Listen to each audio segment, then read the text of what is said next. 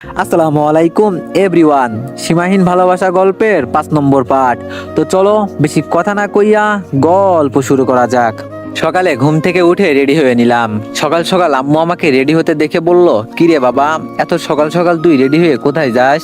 আমি বললাম, আজকে একটা ইন্টারভিউ আছে, দোয়া করিও আম্মু। আম্মু বলল, আচ্ছা বাবা যা, ভালো করে পরীক্ষা দিবি, আর রাতে আমাকে বলে রাখবি না। তুই একটু বস, দেখি আমি কিছু তৈরি করি। আমি বললাম, কিছু করতে হবে না আম্মু, পরে এসে খেয়ে নিব, এখন আমি গেলাম।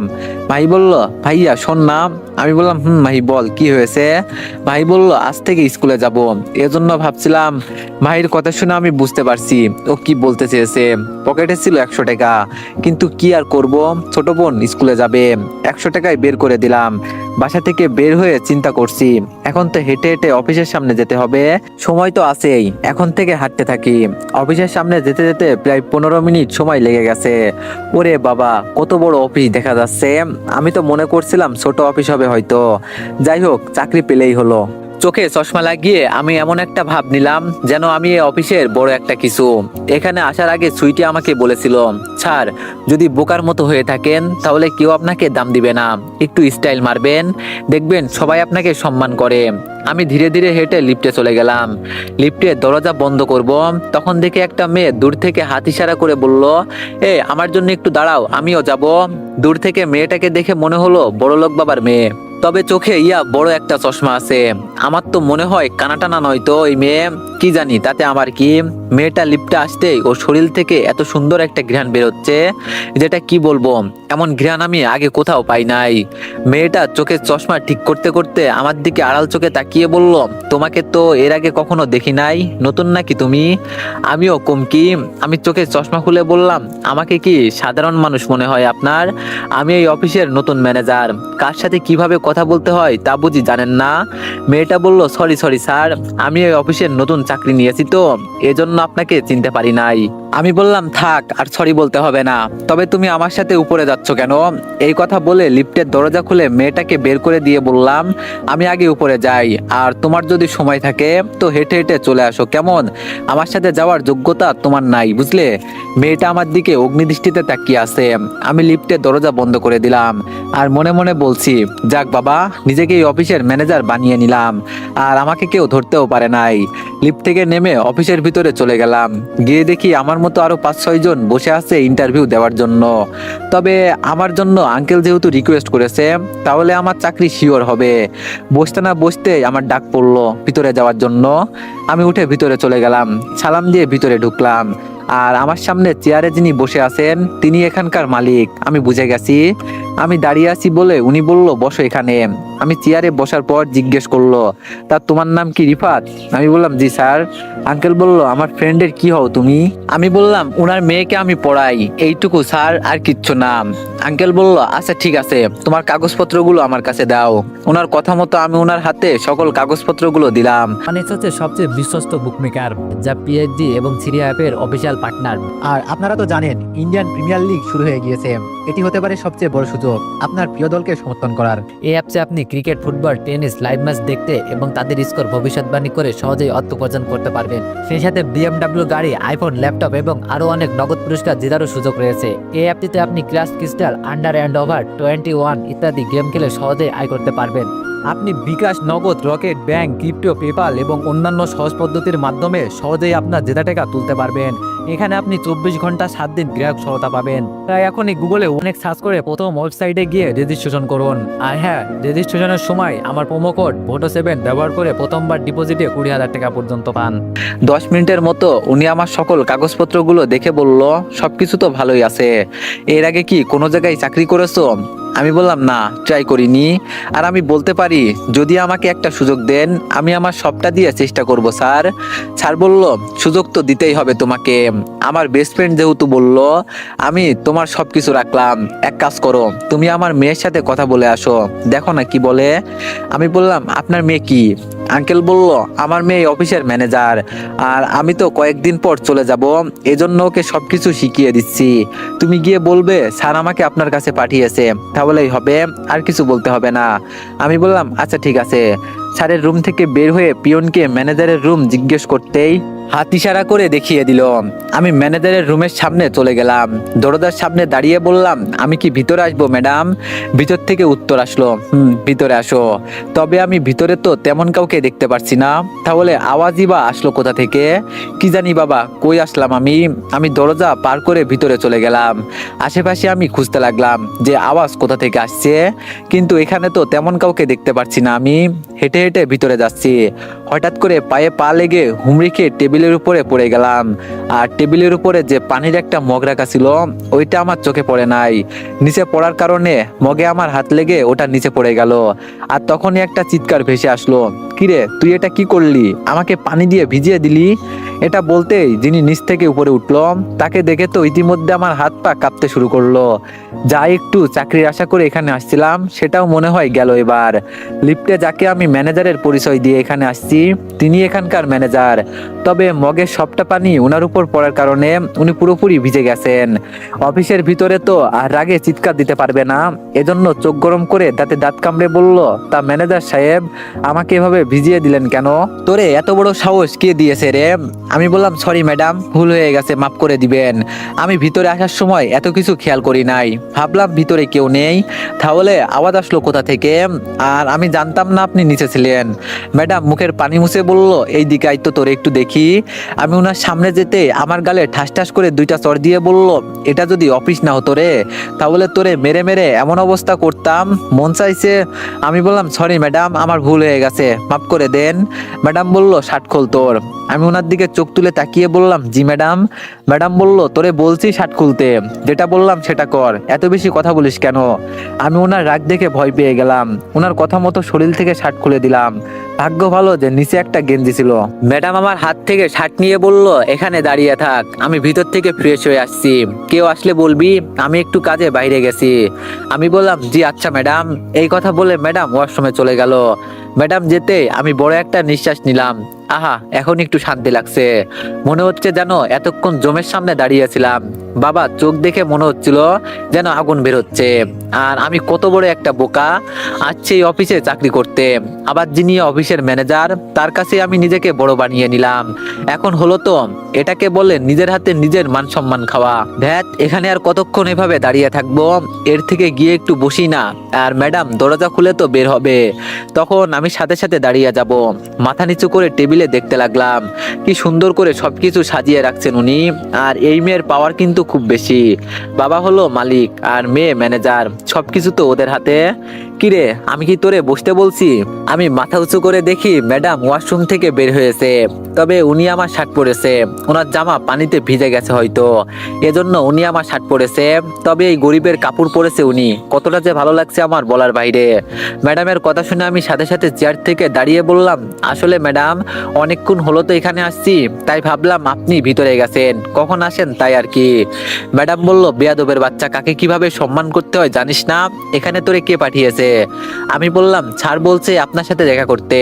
ম্যাডাম বলল, তোর নাম কি রিফাত? আমি বললাম, জি ম্যাডাম। ম্যাডাম বলল, সুইটি তো বলল, আপু আমার স্যার কিন্তু খুব ভালো, আর তুই তো দেখি আস্ত জলজান্ত বেয়াদব। আমি বললাম, ম্যাডাম আমি সরি বলছি তো, তখন ভাবছিলাম হয়তো আপনি অফিসে চাকরি করেন এজন্য। ম্যাডাম বলল, এজন্য কি? আমি বললাম, সরি ম্যাডাম। ম্যাডাম বলল, সুইটি যদি আমার কাছে অনুরোধ না করতো, তাহলে তোরে ঘাড় ধাক্কা দিয়ে বের করে দিতাম, বেয়াদব কোথাকার। আমি বললাম, ম্যাডাম আমি এখানে চাকরি করার জন্য আসছি, আর আপনার ঘাড় ধাক্কা দিয়ে বের করতে হবে কেন? আমার কি হাত পা নাই? আমি হেঁটে হেঁটে বের হয়ে যেতে পারবো। এমন নয় তো, এই চাকরি না করলে আমার পেট চলবে না। যাই করেন অসম্মান করবেন না ম্যাডাম। ম্যাডাম বলল, ও তাই নাকি? আমার কথাগুলো তোর গায়ে লাগলো? এত যেহেতু নেতিবাচক কথা বলতে পারিস, তাহলে তোর আর এই অফিসে চাকরি করার কি দরকার আছে?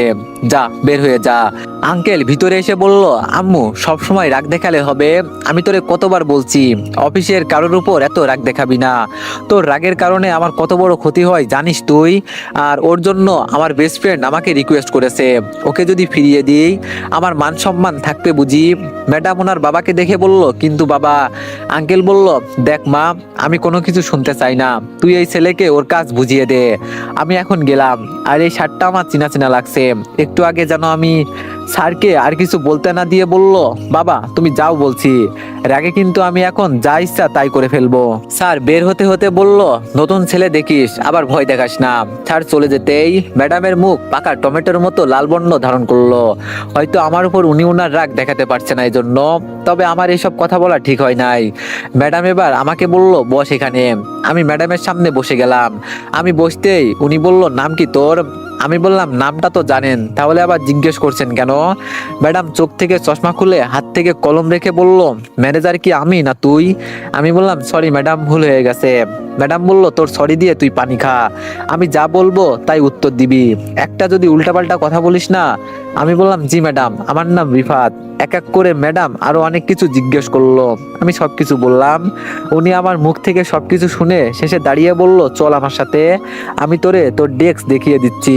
আমি ওনার পিছনে পিছনে যেতে লাগলাম। আমাকে একটা মেয়ের পাশে নিয়ে বসিয়ে বলল, এখন তোরে এই মেয়ে কাজ দেখিয়ে দিবে, ও যা যা বলবে তাই করবি, আর যাওয়ার আগে আমার থেকে বইগুলো নিয়ে যাবি। আমি বললাম, আচ্ছা ঠিক আছে ম্যাডাম।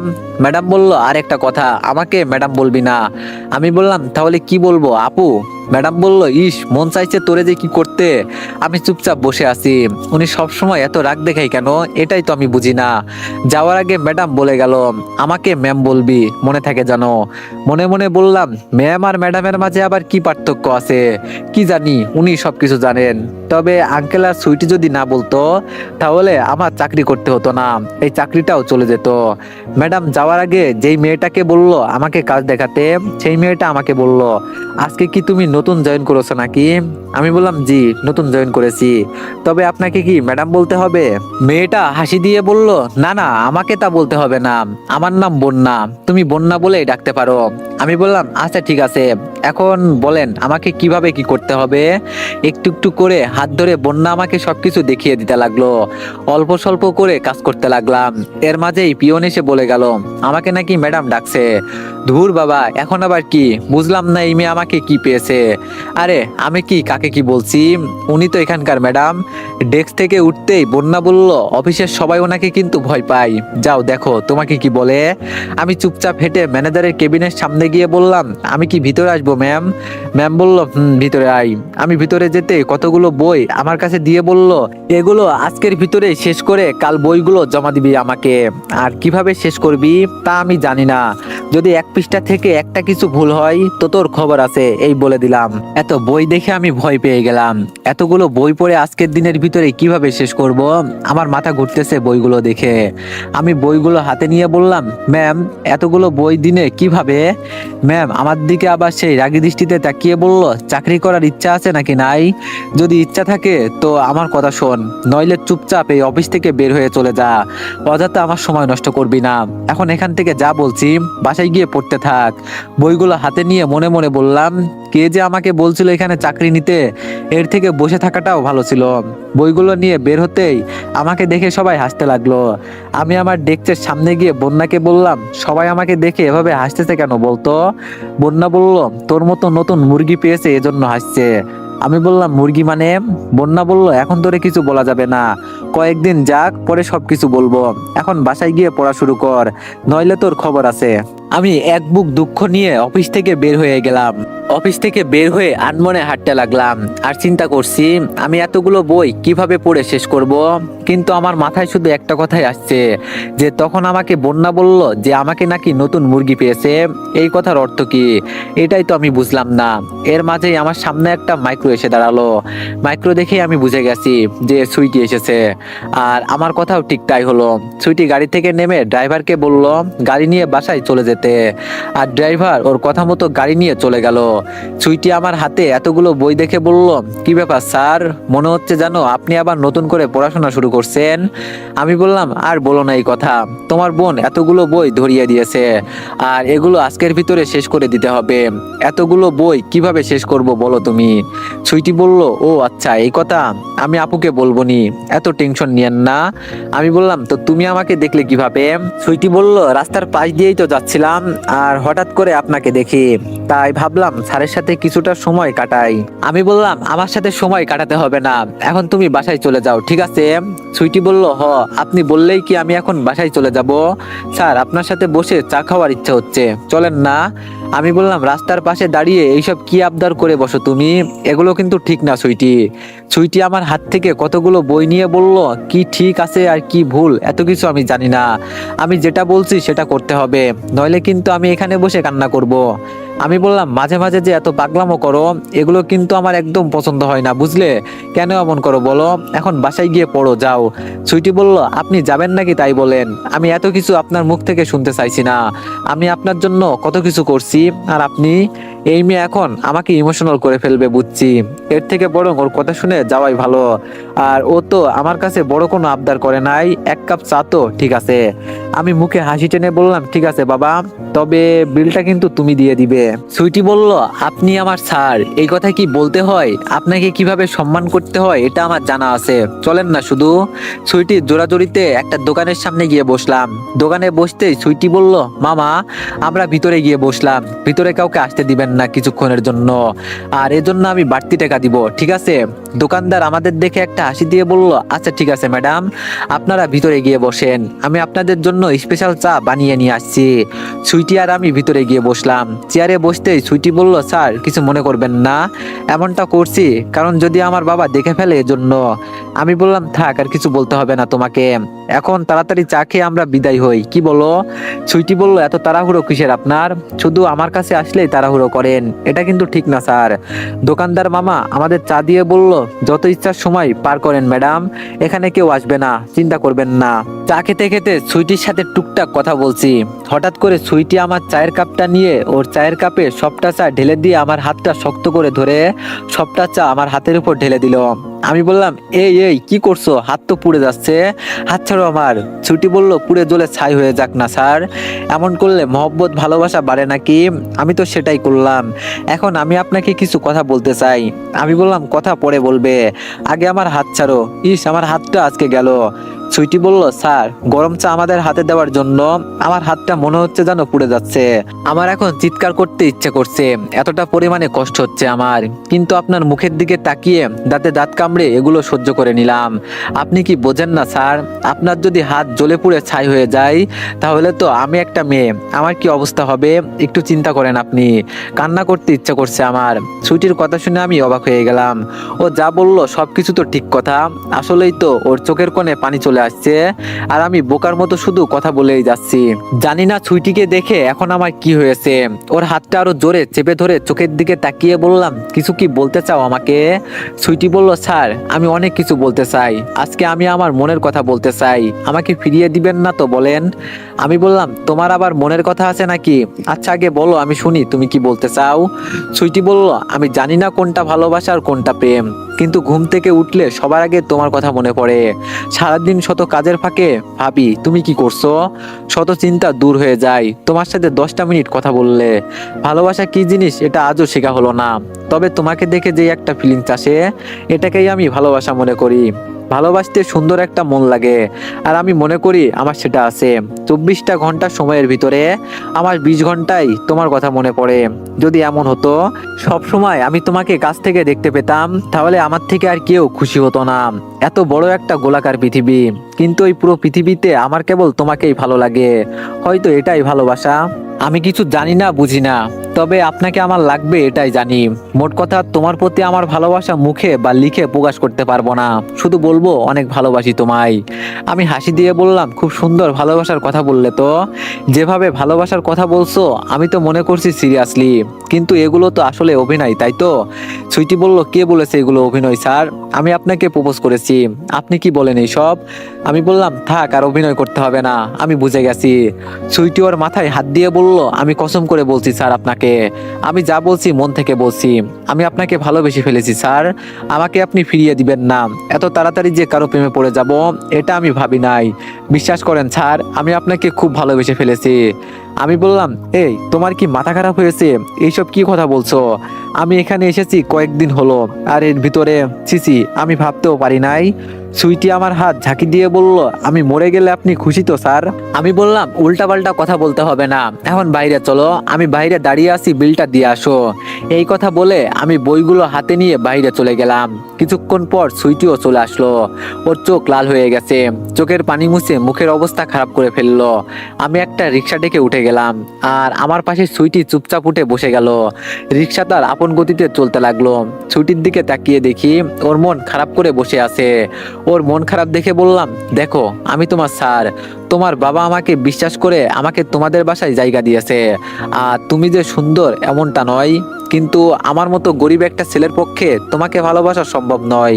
আমার কথা শুনে সুইটি রিক্সা থামিয়ে রিক্সা থেকে নেমে রিক্সা ভাড়া দিয়ে বলল, আপনি নামেন, আপনার সাথে কথা আছে। আমি বললাম, আবার কি পাগলামো করতে চাইছো তুমি? সুইটি বলল, আপনাকে নামতে বলছি আমি। এই মেয়ে আমাকে পাগল বানিয়ে দিবে আজকে। এভাবে ও আজকে পাগলামো করবে জানলে আর ওর সাথে আসতাম না। রিক্সা থেকে নেমে একটু দূরে একটা নিরিবিলি জায়গায় ও আমাকে নিয়ে গেল। ওর মাথা থেকে একটা পিন বের করে ওর হাতের মাঝে জোরে একটা টান বসিয়ে দিল। আর সাথে সাথে ওর হাত থেকে রক্ত পড়তে লাগলো। আমি ওর হাত ধরে বললাম, তুমি কি পাগল হয়ে গেছো? এটা কি করলে? আমার কথা শুনে আবার সুইটি আমার হাত ধরে আমার হাতে পিন দিয়ে টান বসিয়ে দিল। আর এখন আমার হাত থেকেও রক্ত বেরোচ্ছে। সুইটি এবার আমার রক্তমাখা হাত দেখে চোখের পানি ছেড়ে দিয়ে বলল, স্যার ভালোবাসা কি কোনো আলাদা রং আছে? আমার রক্তের রং লাল, আপনারও তো লাল। তাহলে এখানে ধনী গরিবের কিসের ভেদাভেদ? আমাকে আর কি প্রমাণ করতে হবে বলেন? আমি ভালোবাসা প্রকাশ করতে সবকিছু করতে পারি।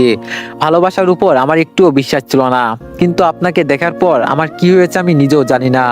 খুব ভালোবেসে ফেলেছি আপনাকে। প্লিজ স্যার, আমাকে ফিরিয়ে দিবেন না। ছুটির কথা শুনে আমি কি করব বুঝতে পারছি না।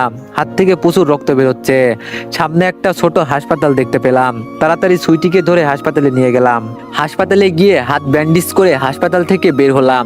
রাস্তায় দাঁড়িয়ে বললাম, আজকে যে এইসব পাগলামো করলে এগুলো কিন্তু ঠিক না সুইটি, এইসবের কোনো মানে নাই। বয়সের তুলনায় তুমি অনেক পিচ্ছি একটা মেয়ে। এখন আবেগের বশে এইসব কথা বলছো, কয়েকদিন পর আবেগ চলে যাবে বুঝলে। এজন্য বলছি এইসব বাদ দিয়ে পড়াশোনায় মনোযোগ দাও, ঠিক আছে? সুইটি বলল, আপনি আমার কথা শুনলেন না তো স্যার, বড় একটা ভুল করে ফেললেন। বুঝবেন একদিন স্যার, যখন আমি থাকবো না। এভাবে হাত কেটে কেউ বলবে না যে ভালোবাসি আপনাকে। বিশ্বাস করেন স্যার, এতক্ষণ আপনার সাথে ছিলাম বলে আমি সেফ ছিলাম, কিন্তু এখন বাসায় চলে যাব। জানি না পরে কি হবে। তবে একটা কথা, আমার কিছু হয়ে গেলে আপনি আমাকে দেখতে আসবেন না। আজকে আমি আমার ভালোবাসার কথা প্রকাশ করেছি। যদি এটাই না পাই তাহলে এই দুনিয়াতে থেকে লাভ আছে কোনো? ভালো থাকবেন স্যার, আর কখনো আমি আপনাকে বিরক্ত করব না। ভালো থাকবেন স্যার। এই কথা বলে সুইটি রিক্সায় উঠে চলে গেল। ওর কথা শুনে তো আমার মাথা ঘুরছে। সত্যি ও আবার উল্টাপাল্টা কিছু করে ফেলবে না তো? আমার তো এখন ভয় হতে শুরু করছে। ধীরে ধীরে হেঁটে বাসায় চলে গেলাম। ভাইয়া আমার হাত থেকে বইগুলো নিয়ে বলল, এগুলো বই দিয়ে কি করবি ভাইয়া? আমি বললাম, কি আর করব, অফিসের বই পড়ে শেষ করতে হবে। আমার কথা শুনে মাই খুশিতে আমাকে জড়িয়ে ধরে বলল, তার মানে তোর চাকরি হয়ে গেছে? আমি বললাম, হ বোন, হয়েছে। আর এই সব কিছুর পেছনে আমার ছাত্রীর হাত আছে। ভাই বলল, সে যাই হোক ভাইয়া, তোর তো চাকরি হয়েছে। হাত মুখ ধুয়ে টেবিলে বস, আমি তোরে খাবার দিচ্ছি। আম্মু ঘুমাচ্ছেন, ওনাকে ডেকে কোনো লাভ নেই। আমি ওয়াশরুমে গিয়ে হাত মুখ ধুয়ে টেবিলে গিয়ে বসলাম। দুই ভাই বোন খাবার খাচ্ছি, তার কথা বলছি। তবে সুইটির কথা যেন আমি ভুলেই গেছি মনে হচ্ছে। খেটে একটা বই নিয়ে পড়তে বসলাম। বইগুলো আগে পড়ে শেষ করতে হবে। একটাই বই নিয়ে কতক্ষণ বসেছিলাম জানি না। এর মাঝেই ফোনটা বাজতে লাগলো। ফোনের নম্বর দেখে বুঝলাম সুইটি কল দিয়েছে। মনে মনে বললাম, এখন আবার কি বলবে এই মেয়ে? মন যা চাই তাই করে, ও পাগল একটা মেয়ে। আমি ফোন রিসিভ করে বললাম, সুইটি বলো, কি হয়েছে? ওপাশ থেকে আঙ্কেল বলল, বাবা তাড়াতাড়ি আমাদের বাসার সামনে হাসপাতালে চলে আসো, সুইটি বিষ খেয়েছে। তো এভরিওয়ান, নেক্সট পার্টের জন্য সবাই একটু বেশি বেশি লাইক আর কমেন্ট করে দিও। ধন্যবাদ।